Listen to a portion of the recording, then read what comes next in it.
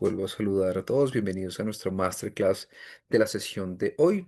En esta oportunidad, pues nos convoca el tema propuesto por nuestras expertas sobre formalización empresarial. Vamos a ver de la mano de expertas de dos áreas muy importantes para las empresas, claves y ventajas desde el ámbito corporativo y tributario.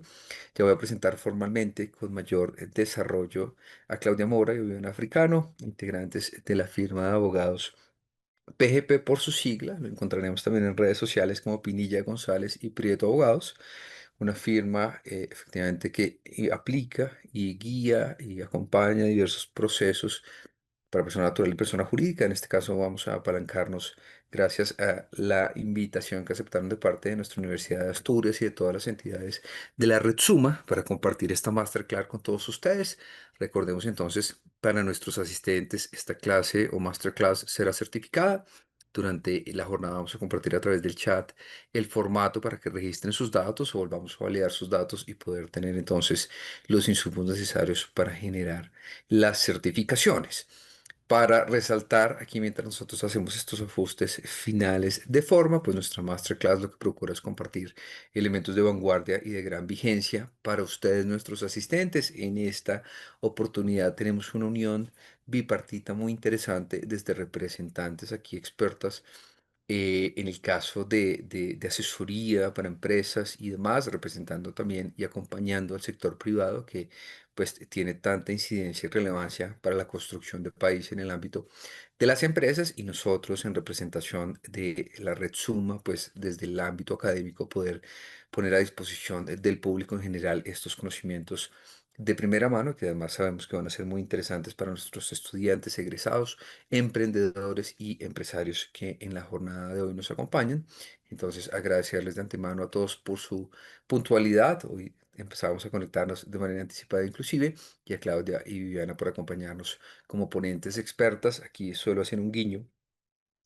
Y pues me alegra mucho tener aquí a dos ponentes. Para mí, ojalá sean así las influencers de todas nuestras chiquitas que las ven acá en nuestra ponencia. Entonces, agradecerles de antemano. Si quieren, por favor, podemos compartir su presentación para hacer pues la introducción sobre nuestra sesión. Recuerden entonces, la sesión está quedando grabada y procederemos entonces a emitir las diversas certificaciones. Aquí iremos dando paso efectivamente a las personas que se van uniendo durante la sesión.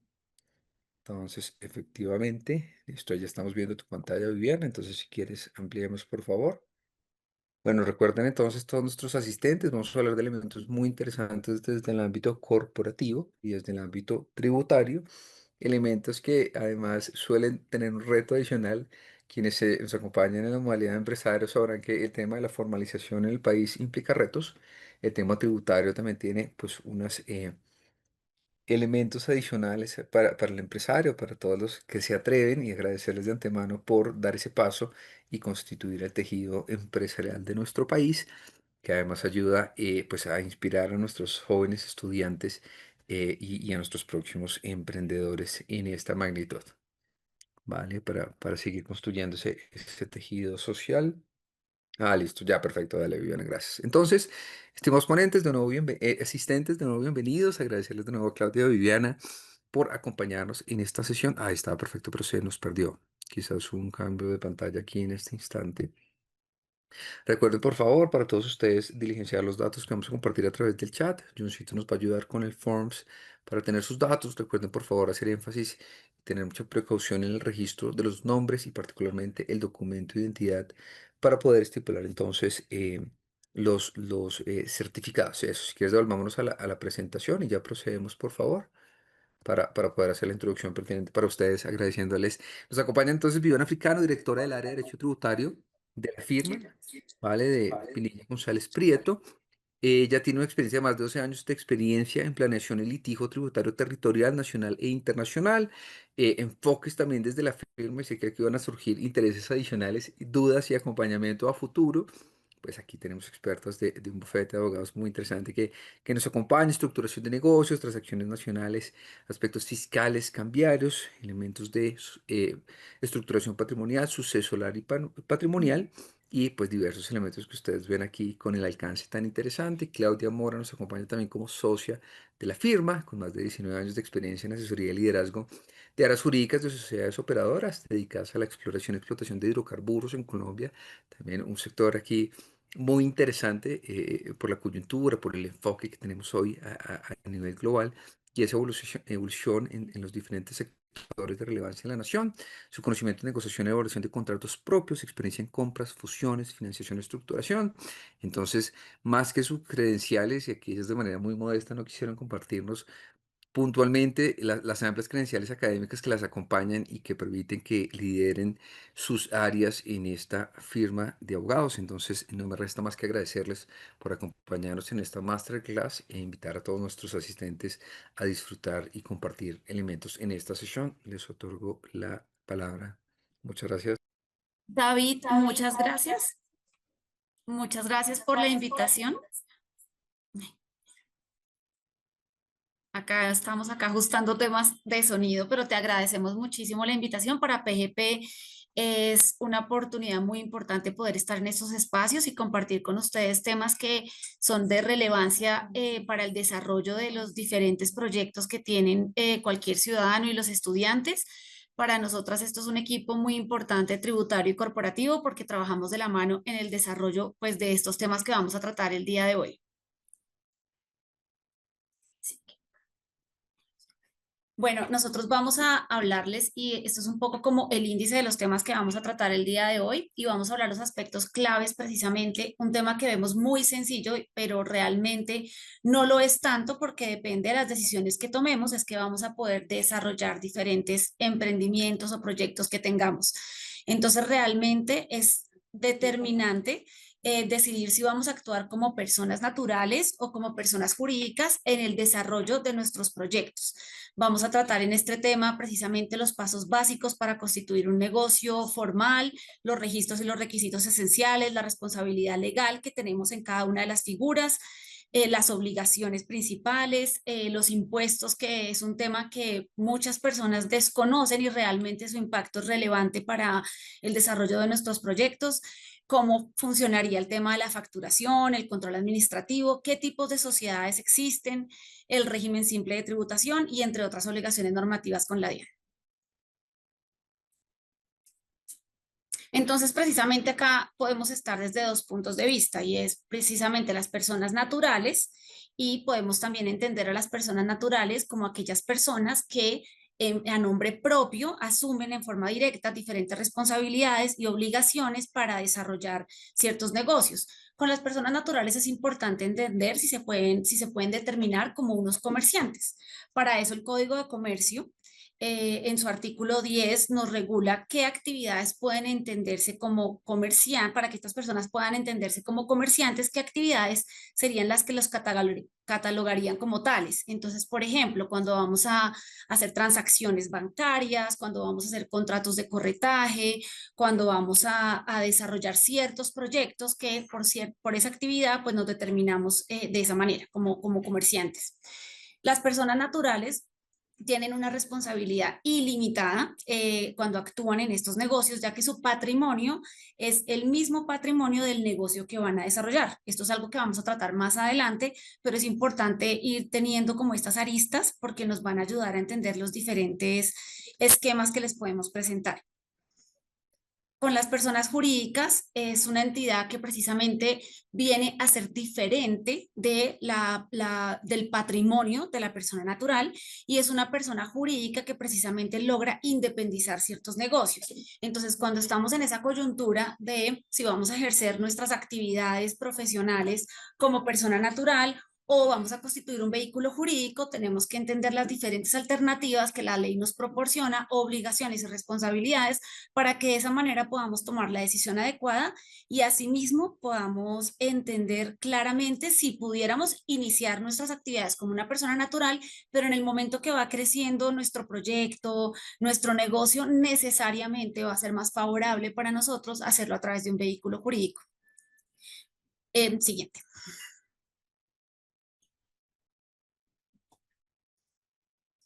Bueno, uno de los pasos importantes para formalizar nuestras actividades. Entonces, una persona natural tiene que tener un registro mercantil en Cámara de Comercio como comerciante individual. Precisamente para esto, nuevamente, es que nos guiamos también por esas actividades que han sido relacionadas por el Código de Comercio, que se entienden que son actividades que nos acreditan esa calidad. Para las personas jurídicas, pues obviamente tenemos que definir el tipo societario, que esto también lo hablaremos con más detalle, el objeto social que va a tener esa sociedad que vamos a constituir y también como la duración, el tipo de administración y gobernanza que queremos para la sociedad, y también tenemos que tener los estatutos, que son los que van a regular todo el funcionamiento de la sociedad, registrados en la Cámara de Comercio.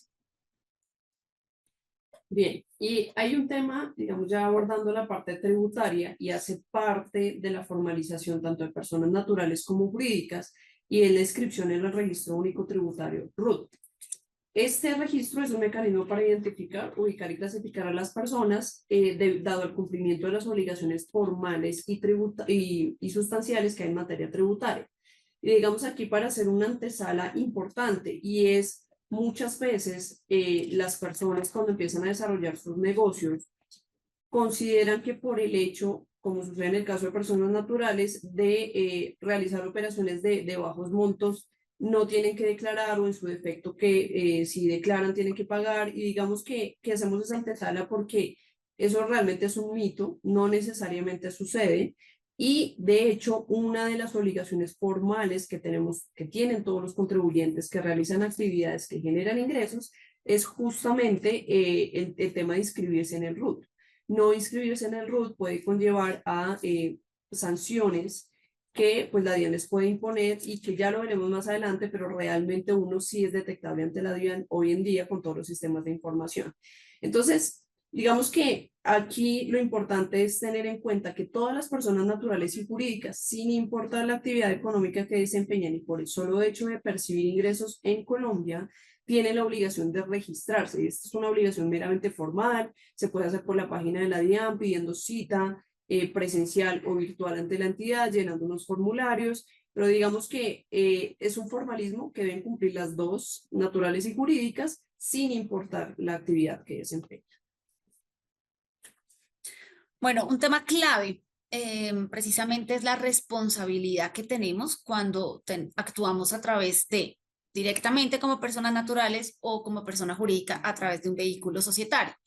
Efectivamente, como lo comentábamos, hay que hacer un registro mercantil entre la Cámara de Comercio, pero un tema muy importante de la responsabilidad es que la responsabilidad patrimonial de la persona natural desarrollando un negocio es ilimitada. ¿Esto qué quiere decir? Que van a responder directamente con su patrimonio de cualquier consecuencia derivada del ejercicio de sus actividades mercantiles. Esta diferencia es muy importante tenerla clara con una persona jurídica, porque en una persona jurídica que nos vinculamos a través de acciones, efectivamente los socios van a responder hasta el monto de sus aportes y es una responsabilidad limitada. El patrimonio viene a ser completamente independiente al del accionista, y de esta manera puede proteger su patrimonio personal y pueden independizar el patrimonio de ese proyecto que ustedes están desarrollando, ya que va a estar completamente autónomo de su patrimonio personal. En este caso, que es una oportunidad que tienen que tener muy clara, y es que en el evento que estos negocios empiezan a crecer y a desarrollarse, una persona jurídica sí les brinda una objetividad, por ejemplo, ante el sector financiero para adquirir préstamos, ante compañías grandes para registrarse como proveedores, ante diferentes transacciones, sí puede ser un vehículo que les permita mayor accesibilidad a diferentes terceros para desarrollar negocios. Una desventaja que pudiéramos ver, por ejemplo, en las personas jurídicas es que claramente tenemos más costos, más trámites, tiene obviamente una complejidad administrativa que también la vamos a hablar un poco más adelante con respecto a los estatutos, el acuerdo de los accionistas, porque efectivamente si constituimos una sociedad, esta sociedad debe reflejar lo que queremos realizar con ella. Por eso tenemos que escoger muy bien qué tipo de sociedad se adapta al negocio que vamos a desarrollar y cómo estaría precisamente ese objeto social para que no vayamos a estar limitados en el desarrollo de los negocios. De igual forma, el representante legal que designemos para suscribir los documentos y los contratos que tengan el ejercicio de esta sociedad, efectivamente debe tener un alcance muy claro de su responsabilidad, de sus límites, de la cuantía, de los documentos que puede suscribir, porque eso es lo que nos garantiza que haya como una estabilidad y una seriedad por parte de esta sociedad. Y aquí queremos abordar algo importante y es el tema de, como les mencionaba ahorita, de los mitos o las creencias que hay respecto a si yo ejerzo actividades de comercio como persona natural o jurídica. Porque muchas veces se cree que hay obligaciones que solamente les corresponden a las sociedades y en consecuencia un poco la creencia es que es mejor a veces actuar en calidad de persona natural por lo mismo, pero como le mencionaba Claudia, fuera de tener unas ventajas corporativas y de responsabilidad en general, el tema de realizar negocios por vía persona jurídica, lo cierto es que muchas veces esas obligaciones pues son compartidas. Una de esas es el tema de llevar libros contables. Si uno revisa tanto las personas normativamente, tanto las personas jurídicas como las personas naturales que tienen la calidad de comerciantes, deben llevar sus libros contables de acuerdo con las normas internacionales de información financiera, que en sus siglas son las NIF, adoptadas por Colombia. Entonces, fíjense cómo esto, digamos que es un mito, no solamente las personas jurídicas deben llevarlo. Lo segundo es el tema del IVA. Muchas veces cuando uno presta un servicio como persona natural, tiene la mentalidad que esto no necesariamente debe tener IVA y mucho menos que yo tengo la obligación de facturar, mientras que en la persona jurídica esto sí sucede. Entonces, ¿qué es importante tener en cuenta? ¿Cuándo se causa ese IVA? Ese IVA se causa por la venta o importación de cualquier clase de bienes o por la prestación de servicios en sí misma, siempre que normativamente esa operación esté excluida o exonerada, por decirlo en términos genéricos, de IVA, y siempre que yo no tenga la obligación de declarar. En el caso de las personas jurídicas, hay que decirlo, son responsables de IVA per se. Quiere decir que independientemente del monto de los ingresos o de estos, digamos que requisitos que estamos viendo en pantalla que son aplicables a personas naturales, ellos, las personas jurídicas sí están obligadas a declarar, a facturar, que ya lo veremos más adelante, y a cobrar ese IVA. Luego, el servicio o la venta que realiza una persona jurídica automáticamente se encarece un 19%. Por hablarlo en términos generales, porque es verdad que dependiendo de ciertos bienes y servicios, pues también hay unas tarifas especiales. Y en el caso de las personas naturales, aquí digamos que traemos los principales requisitos, pero básicamente es que uno tenga ingresos brutos por la actividad generadora de IVA, lo que grabo yo, por un valor superior a, en términos del año anterior, uno tiene que revisar siempre el ingreso del año anterior. En el ingreso del año anterior, 2024, eran 164 millones de pesos, a la UET de hoy 174 millones de pesos. Entonces lo vemos por ingresos brutos, por el desarrollo de esa actividad, por la realización de consignaciones bancarias, depósitos o inversiones financieras provenientes de actividades grabadas que superen ese valor.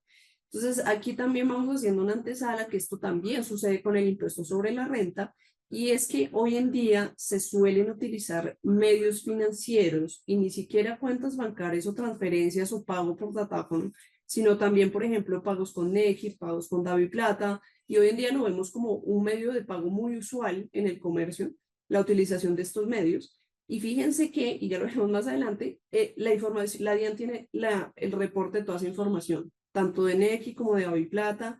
Entonces, hay que tener pues, presente que aunque uno preste su DaviPlata, preste su Nequi, mejor dicho, utilice estos medios financieros para hacer transacciones suyas o de terceros, es posible que ese solo hecho lo haga uno responsable de IVA y haga que la operación que uno esté realizando de comercio pues se encarezca o tenga esas obligaciones derivadas de este impuesto. Además de las facturas de facturación electrónica, que ya lo veremos, pero están conectadas. Esto en el caso de persona natural y, como les decía, en el caso de personas jurídicas, ya per se son responsables de ello. Adicionalmente, pues también será responsable ya que tenga más de un establecimiento de comercio, o sea, un usuario aduanero, que ese es otro punto importante. Y también aquellos que desarrollen la actividad económica bajo un sistema que implica la explotación de intangibles. Entonces, en el tema de las franquicias, concesiones, regalías, autorizaciones, también pues digamos que estaremos inmersos dentro de esa responsabilidad.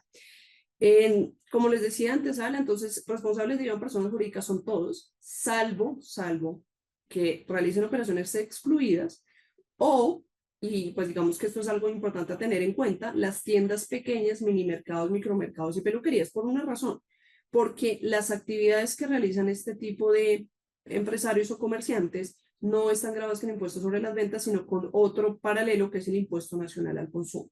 Digamos que las obligaciones son similares, al final este es un impuesto indirecto que termina pagando, al igual que el IVA termina pagando es el consumidor final, pero que uno tiene la obligación de facturación y recaudo. Por eso cuando uno va a un restaurante que no sea una franquicia, por ejemplo, les van a facturar impuesto al consumo y tiene una tarifa menor, pero las obligaciones derivadas de los dos son similares para persona natural o persona jurídica. Y bueno, aquí tenemos como título informativo es cómo se declara el IVA, puede ser anual, cuatrimestral o bimestral, dependiendo del tema, pues de los ingresos en valores de VT. Pero digamos que aquí antes a hablarles de un régimen simple de tributación del que abordaremos más adelante a detalle, pero que nos genera una obligación diferente en IVA y es que va a ser una declaración anual de IVA porque así se maneja en ese régimen que ya exploraremos. Frente a la facturación electrónica, esto al final es una evolución de la factura tradicional. La factura siempre ha existido y la factura es el principal soporte de las operaciones que se realizan. Y de hecho, la tendencia ha sido recientemente a que prácticamente todo el mundo tiene que tener facturación electrónica, incluso para soportar costos y gastos. Entonces, ya sean personas naturales o personas jurídicas, la norma tributaria no discrimina en que el soporte válido para las operaciones siempre va a ser la facturación electrónica y que en el evento en que yo realice una operación con alguien que no esté obligado a facturar electrónicamente y yo sí lo esté, yo tengo que hacer a través de mi sistema de facturación electrónica un documento soporte o un comprobante soporte, un equivalente si se quiere, que lo que hace es decir, yo le compré a determinada persona no responsable de IVA y por lo tanto no obligada a facturar X producto o, bueno, fui beneficiario de X servicio. Digamos que, y aquí lo vemos, ¿quiénes son los obligados? Entonces, las personas naturales van a ser aquellas que sean responsables de IVA, como les decía ahorita, están automáticamente conectadas las dos obligaciones. Quienes sean responsables del impuesto nacional al consumo en paralelo, que es básicamente quienes tengan más de 3.500 VT por operaciones grabadas, que son 174 millones de pesos en 2025, quienes estén inscritos en el régimen simple de tributación, que es el que abordaremos más adelante, y todas las personas jurídicas en general. Entonces ahí volvemos a lo mismo. Las personas naturales puede que no sean responsables de IVA y puede que no sean obligadas a facturar. Las personas jurídicas lo son en sí mismas. Bueno, complementando esta información desde el punto de vista tributario, pues se hace necesario tener claro cuál es el marco regulatorio de las sociedades en Colombia. El principal marco que tenemos es el Código de Comercio en el libro segundo de las sociedades y uno de los artículos donde se va a establecer qué tipo de sociedades tenemos y toda la regulación al respecto. Tenemos el artículo 110 del Código de Comercio, que es muy importante traerlo a colación porque establece los requisitos para la constitución de una sociedad comercial. Según la norma y la sociedad debe constituirse mediante escritura pública, que pues también ya mencionaremos la excepción. ¿Y cuáles son esos requisitos? Tenemos que determinar el nombre y domicilio de los otorgantes, si son personas naturales, si son personas jurídicas, en la clase o tipo de sociedad, que también los mencionaremos qué tipos de sociedades están establecidas bajo la legislación colombiana, el nombre que vamos a darle a nuestra sociedad, el domicilio, es súper importante para todos los temas judiciales, que nuestra sociedad tenga un domicilio determinado, el objeto social, que es el alcance de las actividades que va a desarrollar nuestra sociedad. Hoy en día pues tenemos un tipo de sociedades las que pueden usar un objeto social amplio, pero para ya desarrollar ciertos tipos de negocios o para poder direccionar nuestro proyecto al crecimiento de un negocio puntual, es importante especificar en nuestro objeto social el alcance de las actividades que vamos a desarrollar, porque si el día de mañana vamos a participar en una licitación o en cualquier otro proceso de selección, sí va a ser mucho más sólida una sociedad con un alcance y un objeto social determinado y claro. También vamos a determinar cuál es el capital social que le vamos a dar a la sociedad, la forma de administración que va a tener esa sociedad, que en ese caso vamos a hablar de las atribuciones y facultades que van a tener los administradores, las asambleas y las juntas de socios, las facultades de los representantes legales, que era lo que habíamos mencionado anteriormente, la convocatoria del funcionamiento de las asambleas y las juntas, qué plazos y qué términos vamos a establecer para convocar esas asambleas, las fechas para inventarios y balances, la duración de la sociedad, que es otro tema que es crucial y que no se nos puede pasar, porque también en estos casos en los que estamos, por ejemplo, en licitaciones, es determinante que esa vigencia permita que el desarrollo del contrato para el cual estamos participando sí cumpla la duración que tenemos de la sociedad, para que no vaya a terminar la vigencia de la sociedad previo a la ejecución del contrato por el cual estamos aplicando, y lo cual podría ser que determinante para que no nos adjudicaran un contrato. También la forma de liquidación de la sociedad, los mecanismos para resolver los conflictos, nombre y domicilio del representante legal, entre otros. La ley 222 de 1925, que también es muy importante traerla a colación, es una ley que nos regula aspectos como la reestructuración empresarial, la responsabilidad de administradores, órganos de control y vigilancia. Y también quisimos traer acá a colación la ley 1258 de 2008, ya que esta ley es la que precisamente crea la figura de una sociedad que es muy usada recientemente, que es la sociedad por acciones simplificada, que permite una constitución por documento privado inscrito en el registro mercantil, lo cual facilita completamente el desarrollo de estos negocios. No se necesita escritura pública y adicionalmente no requiere, como la sociedad anónima, que tenga 5 accionistas, sino esta sociedad tiene la diferencia que puede ser constituida por un solo accionista. Bueno, dentro de las sociedades precisamente que tenemos bajo nuestra legislación, es importante traer a colación la sociedad colectiva, que una característica importante que tiene, que es una responsabilidad ilimitada y solidaria de los socios de la administración conjunta. Tenemos la sociedad en comandita simple, que son socios gestores con responsabilidad ilimitada y comanditarios con responsabilidad limitada. Tenemos la sociedad en comandita por acciones, que es similar a la anterior, pero el capital comanditario se divide en acciones. Tenemos la sociedad de responsabilidad limitada, es una sociedad limitada al aporte y puede tener máximo 25 socios. Tenemos la sociedad anónima, que es un capital dividido en acciones, y tenemos mínimo 5 accionistas, que es la que estábamos conversando recientemente, y tiene una responsabilidad limitada al monto de sus aportes. Tenemos la sociedad por acciones simplificada, que la acabamos de mencionar, que está creada por la ley 1258 de 2008, está constituida por un documento privado y tiene mucha flexibilidad en su estructura. Yo creería que es de las sociedades que más utilizamos recientemente, tanto para estructuraciones de vehículos corporativos, para desarrollo de proyectos, digamos, grandes que puedan participar con empresas grandes, con bancos, pero también es un vehículo muy flexible que se puede utilizar y tiene la misma fortaleza y la seguridad jurídica que tienen los otros vehículos. Y también tenemos la empresa unipersonal, que una sola persona constituye la empresa con una responsabilidad limitada al aporte. Bueno, las recomendaciones que podemos hacer a nivel societario, que claramente en este espacio estamos seleccionando los que vemos más relevantes, es que claramente tiene que haber una gobernanza, que es el conjunto de reglas, políticas, procesos por los que se va a dirigir la empresa.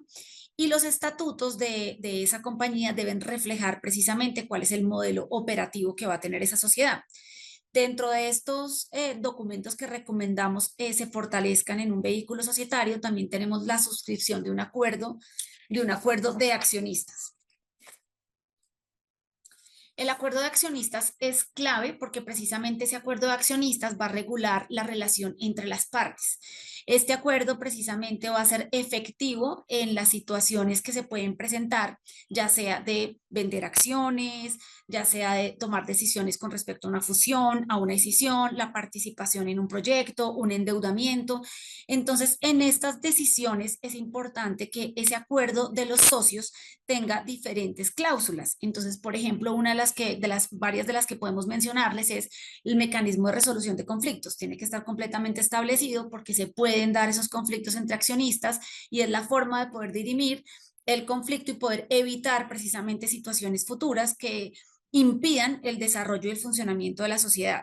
La confidencialidad y la no competencia es una cláusula importante porque por ejemplo, cuando vemos hoy en día el emprendimiento y el desarrollo de nuevos negocios, la no competencia sí garantiza que esos accionistas van a respetar ese negocio y no van a ir a retirarse de la sociedad y al otro día crear otra sociedad que sea competencia de la sociedad creada anteriormente. Entonces, son cláusulas con las que podemos, obviamente, actuar y proteger el desarrollo de ese negocio que estamos estableciendo. Tenemos también las cláusulas de salida forzada, que se llaman buy-sell agreements, tenemos la distribución de utilidades, tenemos restricciones en la transferencia de acciones y derechos de preferencia, que ese es el caso en el que vamos a vender acciones a un tercero, que tengan preferencia precisamente los accionistas actuales. Tenemos el tema del derecho de arrastre o en el derecho norteamericano que se conoce como el drag along, y es que precisamente esa cláusula implica que los accionistas mayoritarios obligan a los minoritarios a vender sus acciones en las mismas condiciones que los accionistas mayoritarios los están vendiendo. Y también tenemos el derecho de acompañamiento, tacalón, que es importante también establecer porque precisamente lo que va a permitir es que cuando estamos en una negociación, todos los accionistas puedan adherirse también a la negociación de los accionistas mayoritarios. Otro punto importante para tener en cuenta en la constitución de una sociedad eran los estatutos sociales, porque los estatutos precisamente son las leyes internas que van a regular la sociedad. En los estatutos vamos a regular las relaciones entre los socios y la administración de la empresa, vamos a establecer las obligaciones que tienen que cumplir las sociedades, vamos a garantizar precisamente la transparencia en la toma de decisiones, vamos a fijar los límites y las cuantías en las cuales un representante legal va a poder suscribir ciertos contratos o no. Vamos a establecer también las reglas sobre la toma de decisiones para diferentes situaciones que presente la sociedad. Y también tiene que tener el contenido esencial, que sería el objeto social, como ya lo mencionábamos, el capital social, cómo va a funcionar la estructura de propiedad de la sociedad, la representación legal, los órganos sociales y cómo van a funcionar esos órganos sociales. De esta manera, teniendo ustedes unos estatutos sólidos y claros, van a evitarse problemas futuros y van a garantizar que el desarrollo de la sociedad fluya normalmente, ya que van a aplicar las cláusulas que habían establecido en las diferentes situaciones que se presenten. Pros y contras que podemos tener entre desarrollar estos negocios como personas naturales o como personas jurídicas, y es que pues como persona natural vemos que hay una simplicidad en la operación, no requerimos de estatutos, ni órganos sociales, ni aprobaciones, tenemos bajos costos administrativos, salvo por los topes que se verán más adelante, que hemos visto, hay una flexibilidad para operar. Los beneficios de la persona jurídica es que tenemos una independencia patrimonial y legal, precisamente de la persona natural, tenemos una estructura apta para el crecimiento de un negocio, de un proyecto, tenemos credibilidad institucional, flexibilidad normativa y tenemos una garantía precisamente en participar en proyectos con empresas más grandes, con la banca, con financiación. Esto nos da como una mayor estructura. Los contras que tenemos de actuar como persona natural es que efectivamente la responsabilidad patrimonial y legal es ilimitada, tenemos una limitación para crecer o para asociarnos y tenemos una percepción, digamos que esto es más como de mercado, limitada ante los terceros. Los contras en una persona jurídica es lo que veníamos hablando, hay una excesiva formalidad, trámites y administración y costos, claramente que precisamente hablando del tema tributario son de los costos más relevantes por los reportes que tenemos que hacer como persona jurídica. Perfecto. Ahora, digamos que para evaluar el tema ya entonces del tratamiento tributario que nos acaba de exponer Claudia, vemos que hasta el momento lo que habíamos dicho es respecto a IVA y a facturación, sí hay diferencias, por supuesto, sustanciales, que las personas naturales también pueden llegar a esto, pueden llegar a hacerlo, entonces digamos que ahí, si eso se cumple en los topes, pues digamos que eso no es una diferencia. Pero, por ejemplo, en materia de impuestos sobre la renta, que es uno de los impuestos más importantes pues de nuestra legislación tributaria, sí hay una diferencia sustancial. Y radica principalmente en el tema de la depuración de la renta y en el tema de las tarifas aplicables. ¿Por qué? Porque digamos que lo que establece la legislación colombiana es que para el caso de las personas naturales, la depuración de la renta se debe hacer de conformidad con la naturaleza de los ingresos que se perciben. Si uno tiene unos ingresos laborales que provienen de una relación laboral o en su defecto no son horarios, no se mezcla en la depuración esto con, por ejemplo, si yo en paralelo tengo una actividad de comercio que es ya una renta no laboral. Así es, digamos que la categoría que tiene la depuración.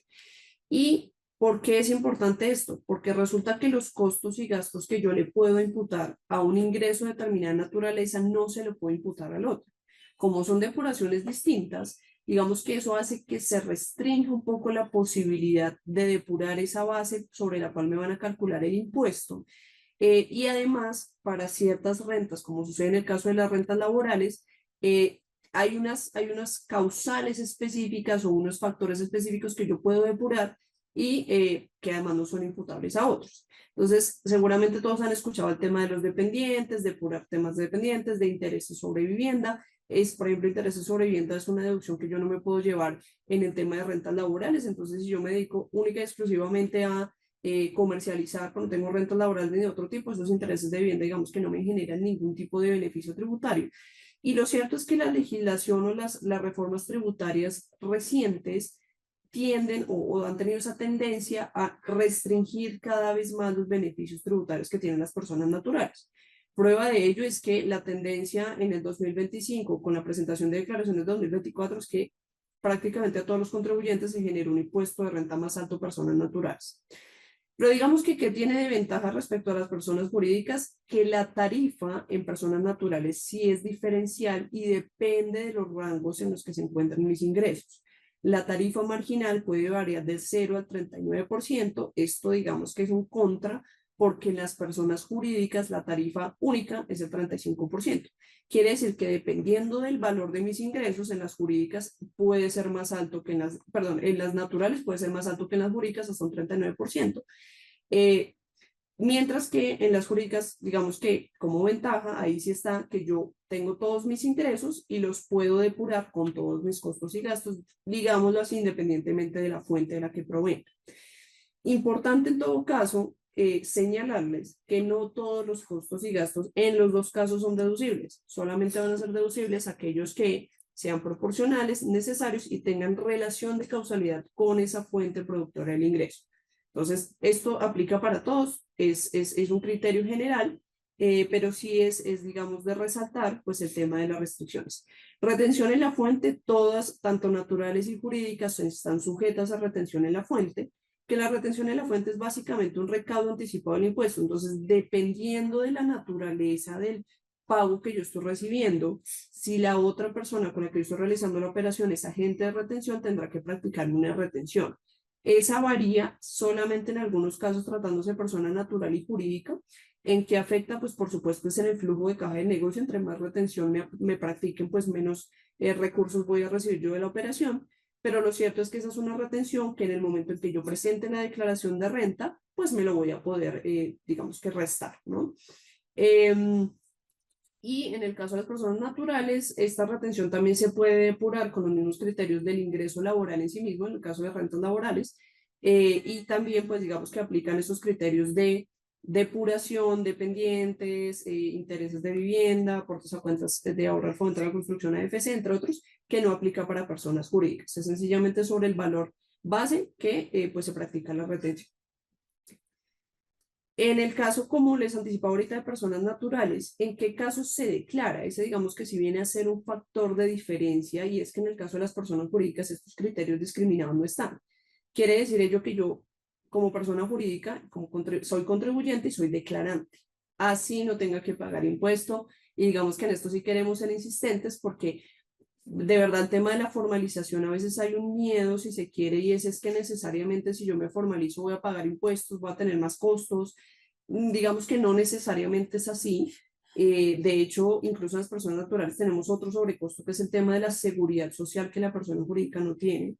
Si pues tenemos un ingreso que supere un ingreso mínimo, pues tendremos que hacer aportes en la persona jurídica, en la jurídica no. Pero lo cierto es que en el caso de las personas naturales en materia del impuesto sobre la renta, yo únicamente tengo que presentar declaración si supero alguno de estos topes que están reflejados en la pantalla y que son básicamente tener un patrimonio o unos ingresos superiores a determinados topes o como les mencionaba ahorita, el tema de consignaciones o movimientos financieros que superen esos valores. Por eso es tan importante, digamos, que tener un control de las operaciones, porque lo cierto es que si yo no estoy obligada a declarar, pues básicamente mi impuesto va a ser lo que me retengan durante el año. Sí, por supuesto, realizo esas operaciones con agentes de retención. En el caso contrario, pues no tendré que declarar y por lo tanto no tendré que pagar, digamos que un impuesto sobre la renta correlativo a esa declaración. Entonces, digamos que esa también es una diferencia importante. Hay un impuesto y paralelo a renta y lo traemos en este momento de la presentación, que es el de industria y comercio, que al igual que el impuesto sobre la renta grava los ingresos que se perciban, solo que en este caso es un impuesto territorial, más específicamente municipal, que también grava la percepción de ingresos por la realización de actividades comerciales, industriales o de servicios en ese municipio. Entonces, digamos que digamos que es un impuesto que muchas veces no se tiene tan presente y que hace que, lastimosamente en materia tributaria, las sanciones son objetivas, el desconocimiento de la ley no nos exime y en consecuencia nos va a llegar es un requerimiento de la Secretaría de Hacienda local diciéndonos usted me tiene que pagar impuesto y uno esto pues no lo tiene presente. Y qué es importante acá para el tema de nuestra charla, que por lo menos en Bogotá, y como es un impuesto municipal, hay que revisar la legislación, pues, la normativa local. Por lo menos en Bogotá, lo que establece la norma es todos los contribuyentes naturales o jurídicas van a tributar de la misma forma.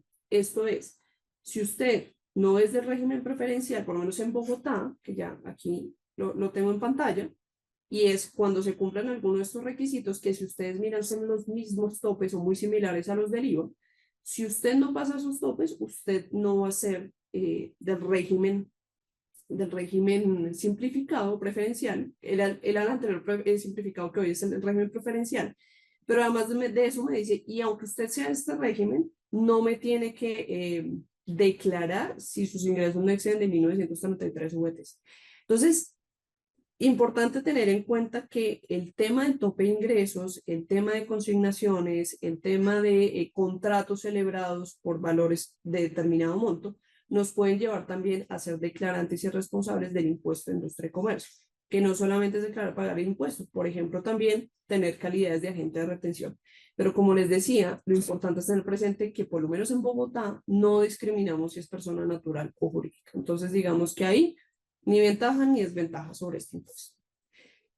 Y para efectos, digamos, de simplificar el tema de la comercialización y formalización en Colombia, queremos hablarles de un régimen especial que está rigiendo nuestra legislación desde 2019 y es el régimen simple de tributación. Este régimen ha tenido un gran impacto porque lo que busca es apoyar a aquellos comerciantes, empresarios o emprendedores que no tengan tantos costos y gastos, porque ese es el tema. Cuando yo voy a apurar la renta y, por ejemplo, yo tengo una profesión liberal, yo no tengo tantos costos y gastos a imputar. Este régimen lo que busca, y como su nombre lo indica, simplificar la tributación. ¿Cómo?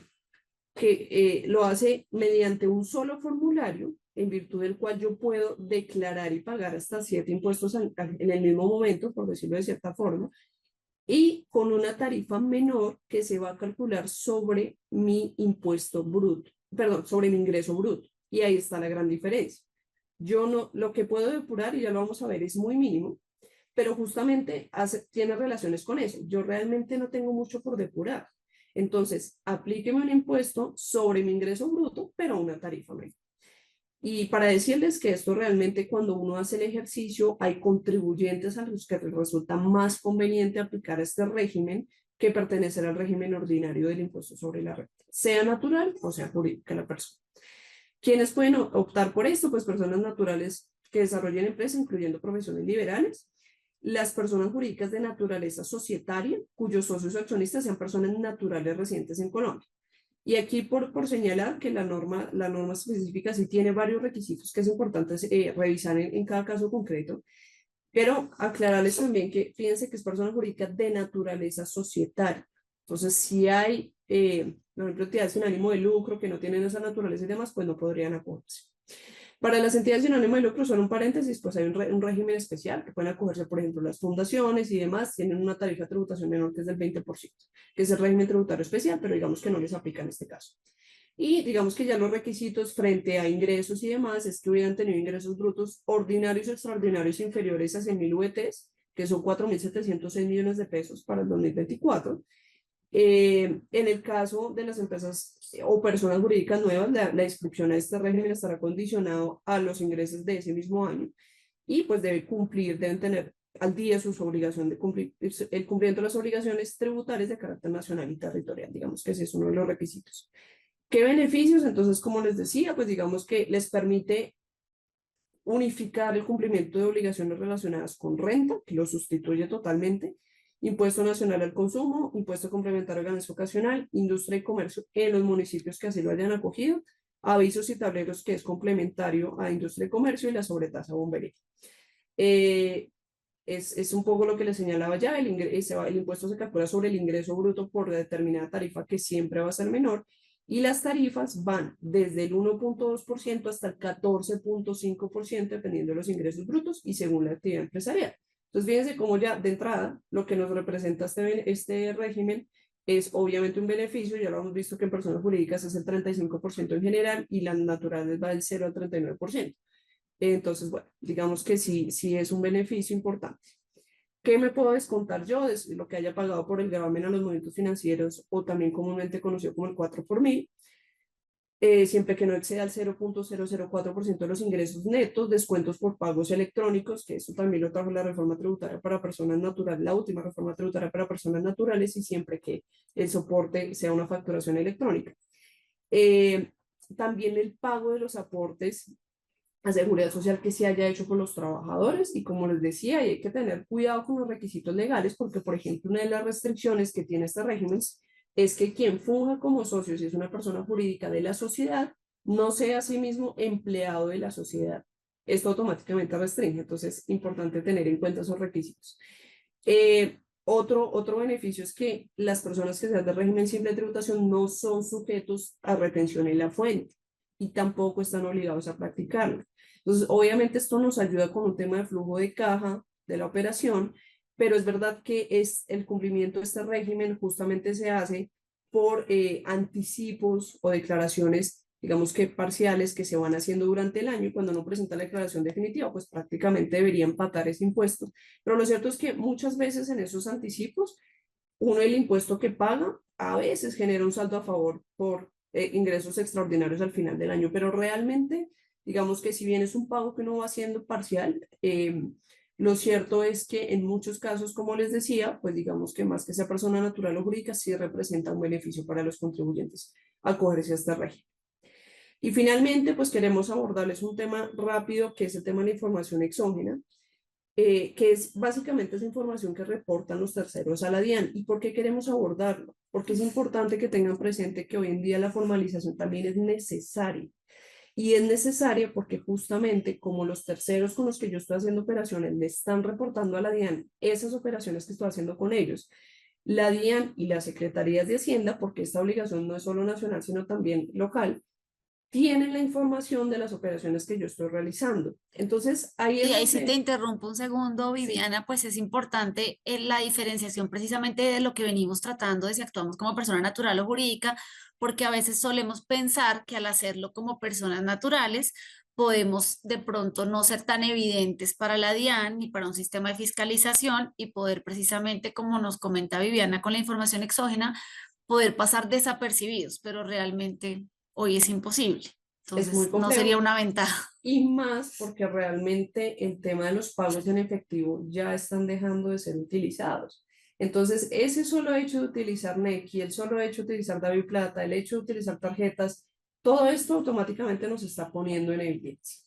Entonces, justamente lo queríamos abordar para que tengan presente que no solo es, venga a ver si yo estoy obligado o no a presentar esta información exógena, que aquí lo vemos y que los requisitos varían dependiendo de si soy persona natural o jurídica, pero más allá de eso es también la formalización es una necesidad hoy en día.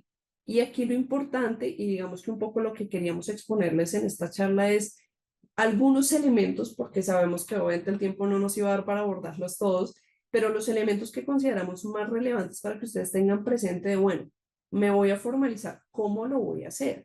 ¿Qué es lo mejor para mí? sigo como persona natural, constituyo una persona jurídica, hasta dónde quiero llegar, hasta dónde quiero tener una responsabilidad con mi patrimonio, quiero, no sé, cotizar a seguridad social o no, me quiero acoger a un régimen simple de tributación como persona natural o jurídica, quiero continuar declarando como vengo. Digamos que esto era como un abrebocas, porque realmente el tema es bastante extenso, pero un abrebocas para que ustedes tengan presente la importancia de la formalización, la necesidad de hacerlo y como esos elementos o derroteros a tener en cuenta, dependiendo pues obviamente de la visión que cada uno tenga de sus negocios.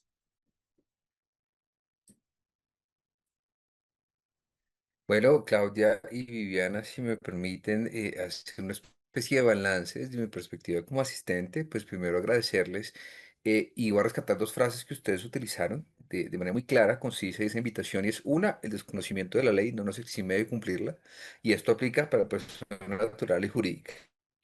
Los ejemplos que ustedes pusieron de manifiesto y que nos compartieron acá nos invitan a, y es una mala práctica que tenemos en Colombia, y esto no segrega a persona natural, jurídica, del común, en las universidades, en las empresas, debemos interpretar mejor las normas y tener un buen conocimiento de ellas para evitarnos conflictos.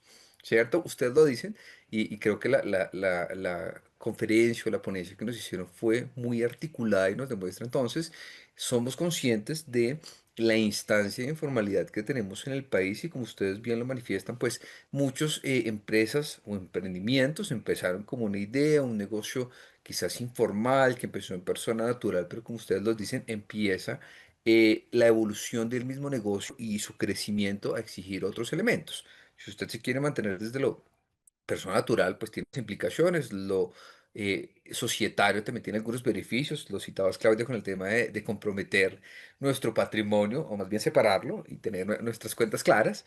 Sé que en Sí, modalidades también de sociedades anónimas y SAS, pues también hay subordinaciones que ustedes acompañan sobre el tema patrimonial y que son muy interesantes.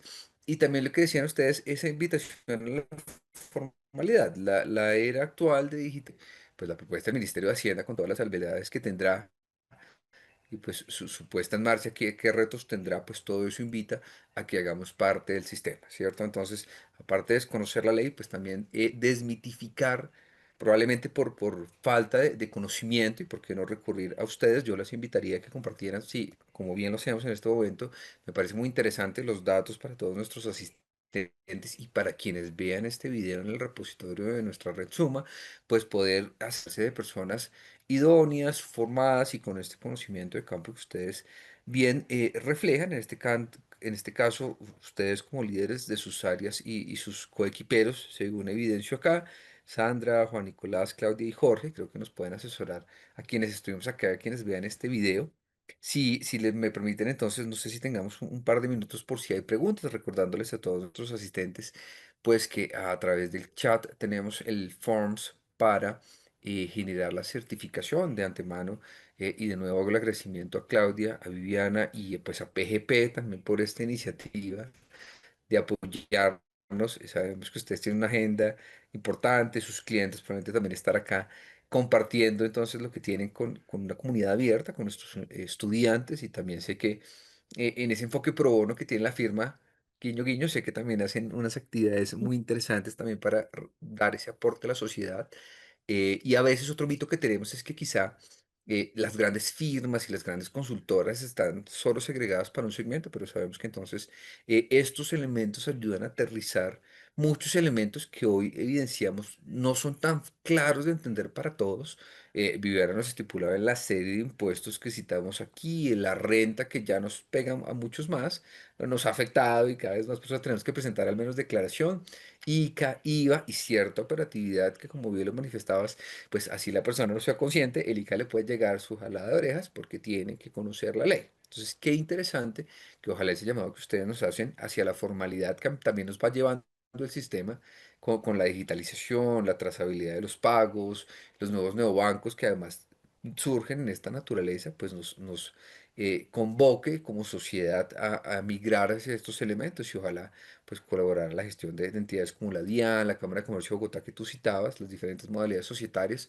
Creo que el aporte que nos otorgan pues ha sido muy interesante. Agradecerles entonces en nombre de nuestra institución, nuestros estudiantes, egresados y empresarios por esta sesión. Parece que por el momento pues no tenemos preguntas, como usted lo decía, en el tiempo fue muy corto, sé que tocamos varios elementos, pero pues nos quedamos aquí con sus datos de contacto para poder acceder a información y a la asesoría de PGP Legal en su página web. Creería que el dominio es www.pgplegal.com.